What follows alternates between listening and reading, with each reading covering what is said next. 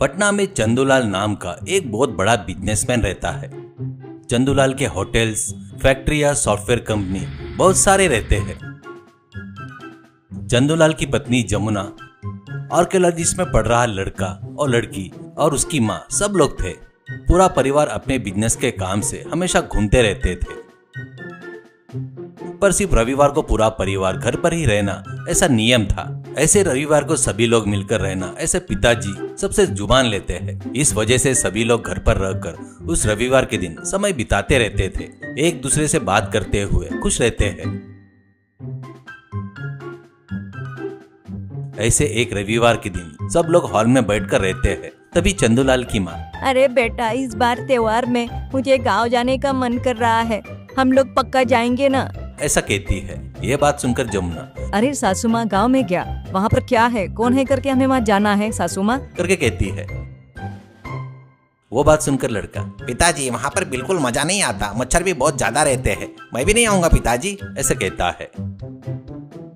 और लड़की, पिताजी वहाँ पर नेट भी काम नहीं करते रहता है, उस गांव में लोग कैसे रहते हैं मेरी तो समझ में नहीं आ रहा है, मैं भी नहीं आऊंगी, ऐसा कहती है। सब लोगों की बात सुनकर चंदूलाल, अरे माँ अगली बार देख लेंगे, ऐसा कहता है। तो माँ, अगली बार बोले तो कैसे रे, कब क्या हो जाएगा पता नहीं क्यों इस बार पक्का जाने का मन कर रहा है, तू क्या करेगा पता नहीं, वहाँ पर अपने सभी रिश्तेदारों को एक बार मिलना है, ऐसा कहती है।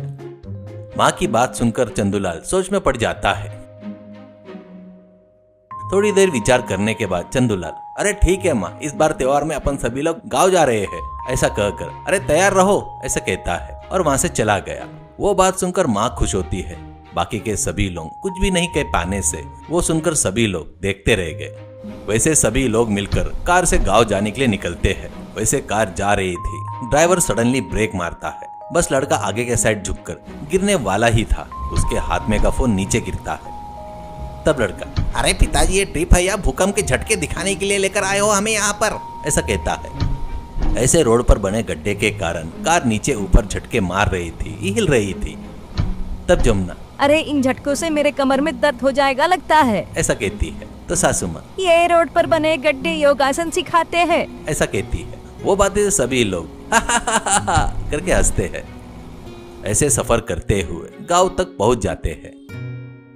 गांव के बॉर्डर पर ही चंदूलाल का चाचा रतनलाल दिखाई देता है। रतनलाल को देखकर कार रोककर रतनलाल को आवाज देते हैं।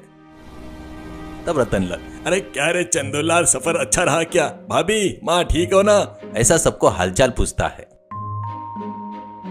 इतने में रतनलाल, ड्राइवर तुम कार लेकर जाओ, मैं इन सबको लेकर घर आता हूँ, ऐसा बोलता है। इससे सभी लोग नीचे उतरते हैं।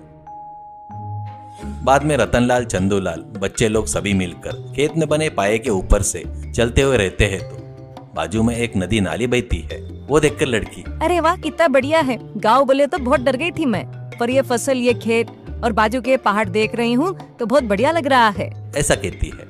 तो रतनलाल, अरे तुम्हारे दादाजी के साथ मिलकर रहते वक्त हर त्योहार पर तुम लोग आते थे, पर उनके मरने के बाद तुम लोग आना ही कम कर दिए।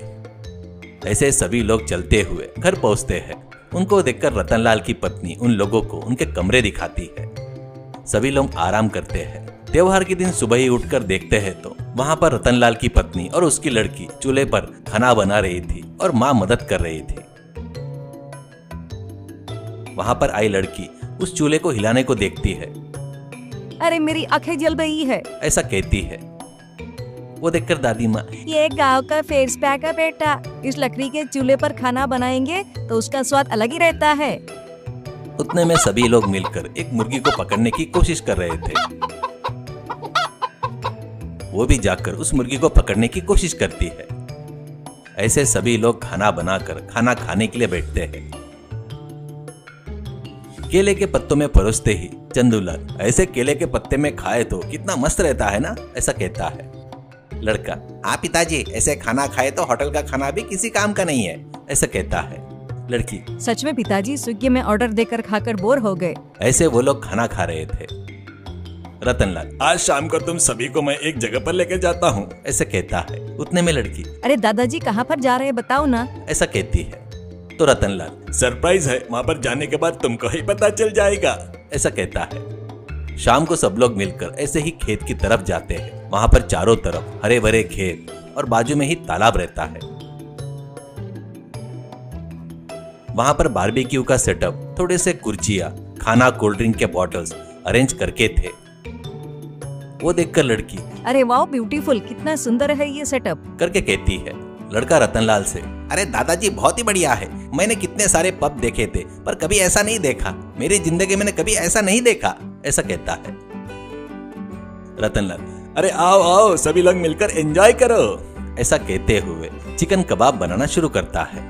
माँ सभी को कोल्ड ड्रिंक दे रही थी। वो लोग पीते हुए वहां पर नाले में रखे कुर्सियों पर बैठकर हंसते हुए बातें कर रहे थे। लड़की और लड़का पानी में उतरकर तैर रहे थे। ऐसे सभी लोग बहुत देर तक वहां बिताकर घर आते हैं।